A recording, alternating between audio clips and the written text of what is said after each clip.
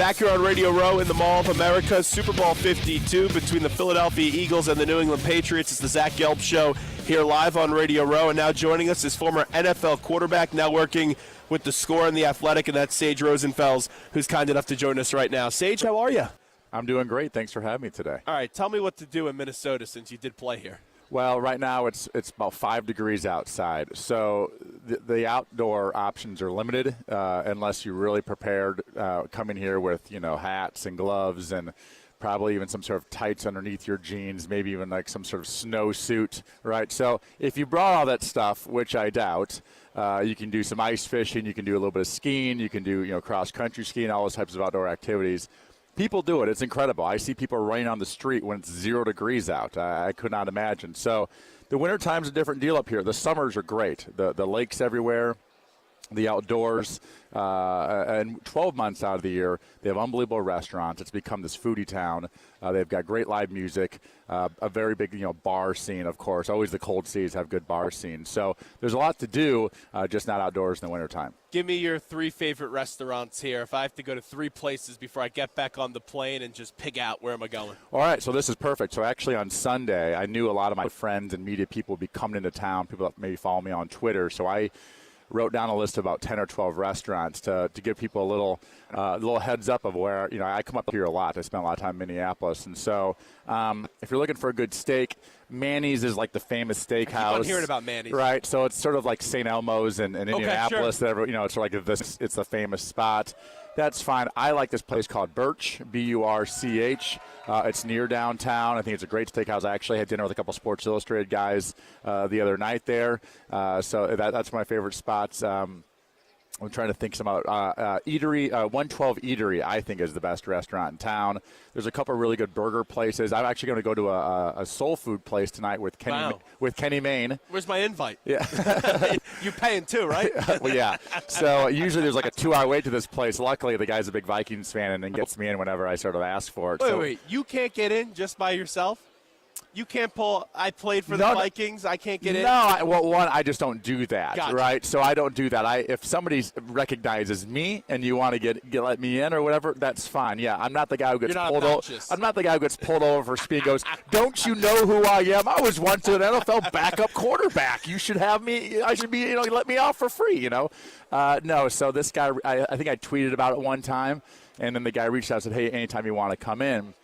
So this place, Revival, it is fantastic. Okay. And that's from, Kenny Mayne's become a good friend of mine over the years. And so he asked me the same question, hey, do you want to go out to eat some night? So I'm like, all right, I'm going to be doing my favorite spot. So unbelievable burger and fried chicken. And, they have a regular sort of original and this Tennessee hot chicken. It's one of my favorite places in town. It's a Revival. It's in sort of South Minneapolis. And that's probably my, 112 Eatery, Birch, Revival. Those are probably 3 of my, favorite spots. A place called Red Wagon, which is great. There's a Pizzeria Lola, which is fantastic. For breakfast, French Meadow is a great breakfast place. It's a huge menu, organic-y type of breakfast, right? You got healthy type. They have salads and sandwiches, those types of things, but great breakfast. A place called Victor's, which is like a tiny little Cuban breakfast place. They make these like corn pancake things, which are unbelievable. It really is a foodie town. I think it's what people do when it's really, really cold. It's like, well, can't go outside, so we're going to eat, we're going to drink, and we're going to listen to some music. Sounds like a nice night, and none of that includes walking around outdoors. All right, let's get to the Minnesota Viking fan, because people in our area of South Jersey and Philadelphia, they can't stand the Vikings fan right now. They think they're a bunch of crybabies, sour grapes, and I understand. The Philadelphia fan could be rough, but the passion is second to none. The throwing of the full beer cans is ridiculous. I think the word passion is interesting. It's a very I feel like passion's an ambiguous word. Well, you know what? All right, let me explain it to you. Right. There were 3 road games this year that were home games for the Philadelphia Eagles. 2 in L.A. and then 1 in New York. Yeah. They were home games this year. Oh, believe me, I played for the Miami Dolphins for 4 years. So when the Jets came down, or it felt like sometimes it was a home game. Yeah, I was like, man, all these people, because everyone's got a grandma who has a house in Boca, so everyone's coming down to say grandma's place for free. Me too. Right? So it's like, we'll just go down and we'll just have to pay for our flight. We got a free place to stay. And so I understand they do have great fans. I think it's actually sort of fun. I do too. Because they're not a natural rivalry. But it's right? amazing how sensitive both the fan bases get because of it. Any Uber I get into, they go, "Where are you coming from?" And I hesitate. I go, because you Philadelphia. Because you heard the rumors. Yes! You heard the rumors coming here. So I think that's the thing. Is like, listen, the Vikings had a great season, as did Philly. They played in this game. The Vikings played their worst game. They played terrible, and Philly straight kicked their tails in. So it had nothing to do with that. That just sort of sucks to lose to end the season on your crappiest game of the year. So Vikings fans are already sort of like I don't say upset, but down because of that. But then I think it was the full beer cans. All right, there's a certain level. That's when ridiculous. You're screaming at people and you're being. That's just one thing. That's first off, why waste the beer? There you if go. I'm paying for beer, I'm drinking the beer. I'm not throwing it at some knucklehead. When I drink pretty good beer, too, I don't mess around with, the cheap stuff. So I'm definitely not going to waste that. So I think it's a throwing of the beer, and maybe a couple of videos of, a family with, a 10-year-old kid, and there's swearing going on. And those, some guys are walking along, and they're wearing jerseys, and you're like, this, that, and the other, and swear at them. That's just sort of the way it goes. And Philly's one of those places that, you got to be sort of careful if you wear a jersey on the other side. But at the end of the day, it shouldn't be dangerous. I think there's verbal stuff, which is gray area sometimes. But when it actually gets physical, I think that's where that just gets stupid. And I think Midwestern people, they're just not wired that way. And listen, there's jerks at Vikings fans games too that are Vikings fans. It's the way it goes. But when it comes to the point of actually physically sort of possibly assaulting or hurting somebody else, I promise you other Vikings fans would have stepped in and stopped people from throwing beer cans or those types of things. Obviously, that didn't happen over in Philadelphia. And it is what it is, right? It's not going to change or anything like that. But I think it was sort of we're just trying. I think for Vikings fans, we're just trying to go to the game and support our team. If you come to Minnesota, we're not going to sit here and physically abuse you. And you should be able to travel and go to your game. No question. Right? There shouldn't be this intimidation. There's things about passion, and then there's class. Anyone and I think what happened and what does happen sometimes with Philly fans is they just lose.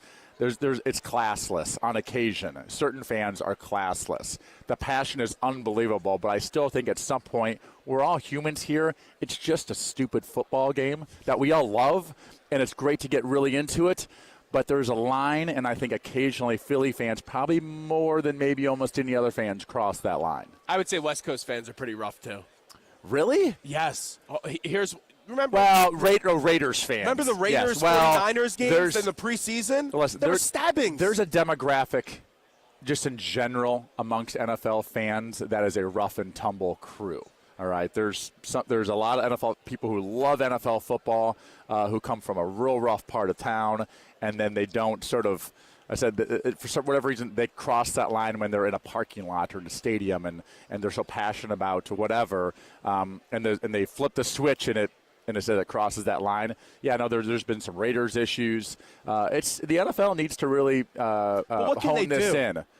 Security. I mean, they're making billions and billions of dollars. You got to make it a safe place for people to go. I know that I've had people say to me when you go into an away game, they don't feel safe going to games. And I think that's a real problem. At the very minimum, whether it's expensive or whether it's a pain with the traffic and all these things, you should feel safe going to an NFL football game, and some people don't. Full disclosure, I live in Philadelphia now. I'm a Patriot fan, though. So this has been a fun week for me with my listeners, if you could only imagine. But a lot of them actually been pretty respectful. You admit that, though. Oh, yeah. Why? Am I going to lie to my listening audience? Are you from – yeah, that's never happened before in radio. Yeah, right? That's a good point.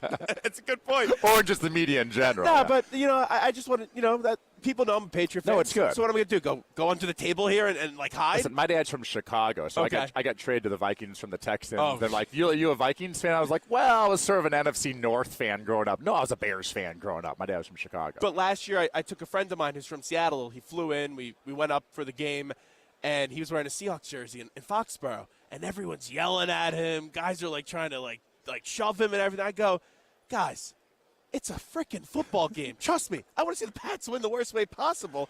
But any moron that goes, I'm going to punch this dude because I'm a meathead and I want to just get after this guy is an idiot. They should be arrested and never be able to go to a football game again. Yeah, I think that personality, whatever that is, it's hard to describe. Whatever that is, I feel like it's grown some in America. Yeah. For whatever reason, I'm not going to get into that, but I feel like that has grown over the course of the last. It just seems like that is just more acceptable for some reason. I don't think it should be, but it seems like of getting in somebody else's face.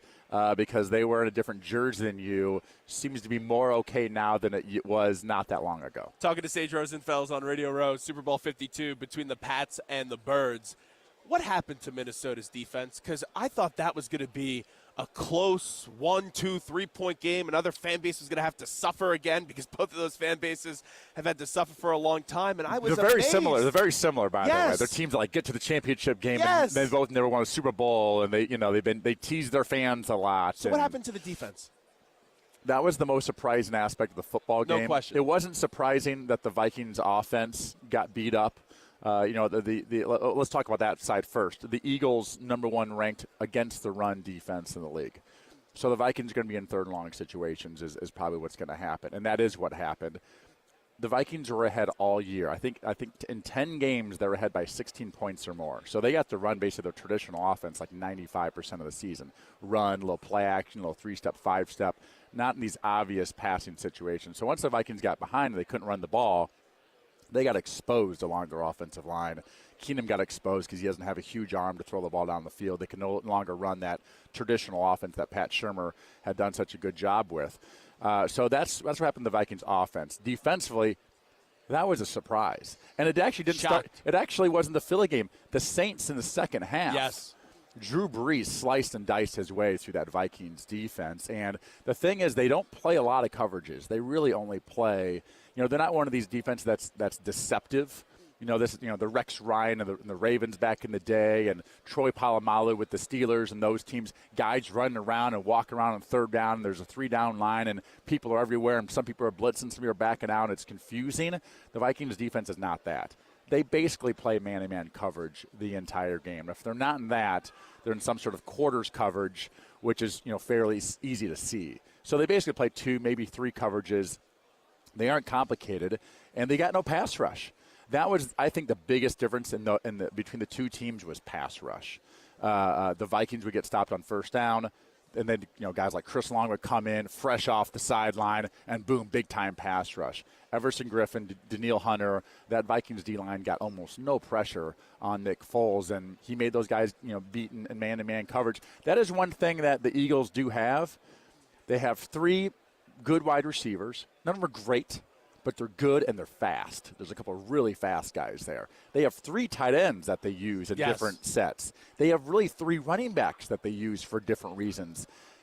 All the skill position players that dress are used in the offense. That usually doesn't happen. A lot of times you use like 3 wide receivers, really 1, maybe 2 tight ends, and 1, maybe 2 running backs. They're using like 11 or 12 guys, and they all do different things well, and they all create matchup issues, and you only can double 1 of them or 2 of them. So, the Vikings, they started attacking guys like Trey Waynes, who are the weaker of the Vikings, defensive backs, or some of the weaker aspects of it. They stayed away from Xavier Rhodes for the most part, but that's fine. That's just one guy. Harrison Smith didn't play well in that game. That was a surprise. The out and up of a big play. He has not gotten beat like that all year. He's an extremely savvy player, an all-pro player.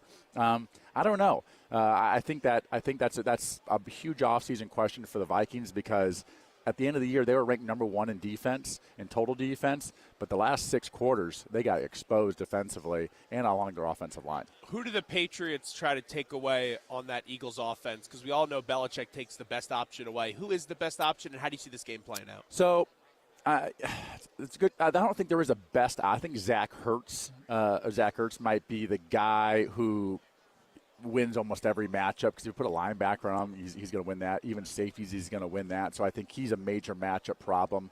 I think here's my thoughts. I think Belichick went into his cave after they win the AFC Championship game. Obviously, watched the Eagles game. Yeah.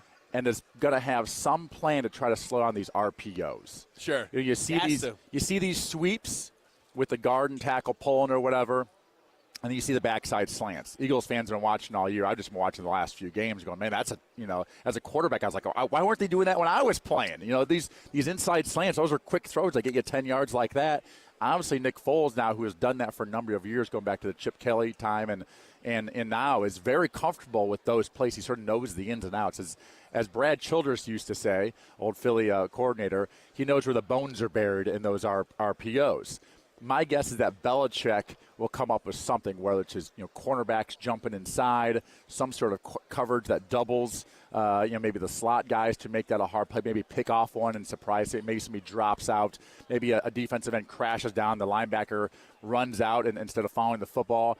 He does something to counteract those RPOs, because to me that concept is really what has driven this Eagles offense. They do a lot of good things, but those RPOs, because it's like, hey, you're either going to stop the run or stop the pass. But those are both at once. So to me, it's not really an individual player. It's these certain concepts that get them easy first downs and get them in field goal range. Your prediction on the game? The Eagles have a better team. The Patriots have Tom Brady. Is Nick Foles 2013 Nick Foles, or is Nick Foles 2015 Nick Foles? And I think there's one player in this game that's going to decide the outcome, and that's the Eagles quarterback, Nick Foles.